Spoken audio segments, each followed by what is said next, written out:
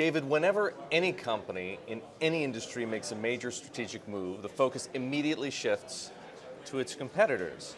How will they respond? And so it's going to be, of course, and so it is, with CVS-Aetna. How does Cigna respond? Yeah, our strategy is quite focused. First, it's against a backdrop of we expect the environment to be dynamic. Legislative change, regulatory change, competitor change, technological change. So we say we need to be a company that thrives in a dynamic environment. Our positioning is a customer-centric position. Second, one that focuses on partnering with the healthcare professionals. And third, one that focuses on expanding choice and integration and innovation. So we'll continue on that strategy and continue on our partnering with the healthcare professionals as we drive our business on a go-forward basis. People want to know, is there any argument to be made that Cigna and Express Scripts, the last standalone PBM, would be better off together? We own and operate a captive PBM today. It's a highly integrated PBM, and the pharmacy benefit... But a small one. It is targeted. It's growing meaningfully, and it serves our captive relationships on a highly integrated basis. It contributes to the fact that we've delivered the industry's best medical cost trend year in, year out for the last 5 years, and it's an important part of our portfolio. We continue to look to expand that portfolio over time, but we like our positioning today. Independent of what you may or may not ever do with regard to another PBM, is vertical integration in healthcare, in delivery, management, payment, the future? I don't know. I don't know. Clearly it's being discussed a lot. Yes. Our view is, at a minimum, virtual vertical integration is important. So let me expand on that. Aligning the incentives and enabling the suppliers and the intermediaries to be more aligned toward joint value creation for patients or individuals. That's what we've been all about. An example. We have 500 collaborative accountable care relationships in the United States. They span 33 states. They're with physician groups, primary care physician groups, they're with multi-specialty groups, they're with integrated hospital systems. We work with them with aligned incentives, sharing information, and sharing care coordination resources, nurses, health coaches, behavioral professionals, case managers, et cetera.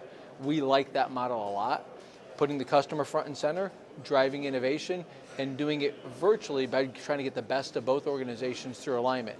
At a minimum, we think that's a winning proposition. You've been willing to contemplate and actually pursue a transformative merger in the past, with Anthem, of course, Yes. until the government blocked it. Yes. What would it take for you to go down the quote-unquote transformative road?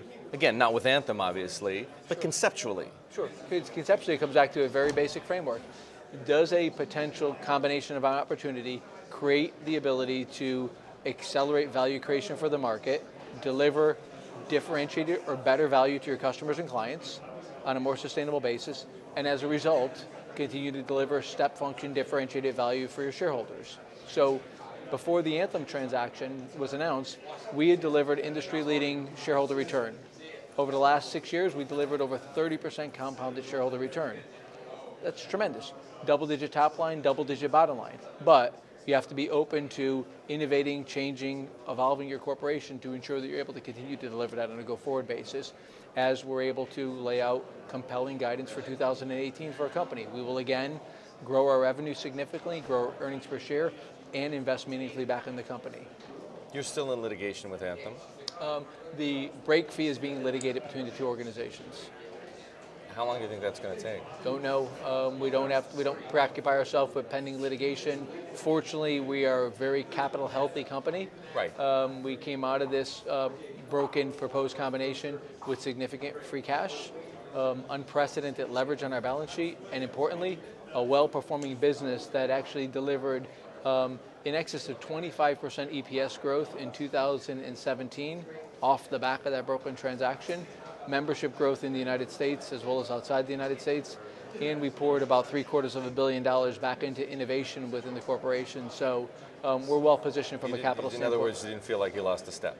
We were blessed with the fact that we have 43,000 colleagues that stay focused on our customers, our clients, and our partners every day to try to drive forward, who believe we're fortunate to have that opportunity to change people's lives and help them through their life and health journey. And we have 95 million customer relationships around the world. So our team blew me away with their level of focus during all these distractions on our customers.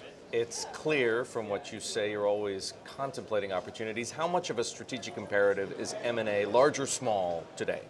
M&A has always been one of our three priorities for capital deployment. Given that we have so much capital, we have enough to serve the internal needs of the company to grow and to innovate, so it pushes us to the next two, either strategic M&A or return it to our shareholders. We predominantly do that through share buyback. We bought back about $2.3 billion of our stock through the third quarter of this year. We've laid out our M&A priorities very clearly for the investment marketplace, and there's 5 priorities that we'll be disciplined with.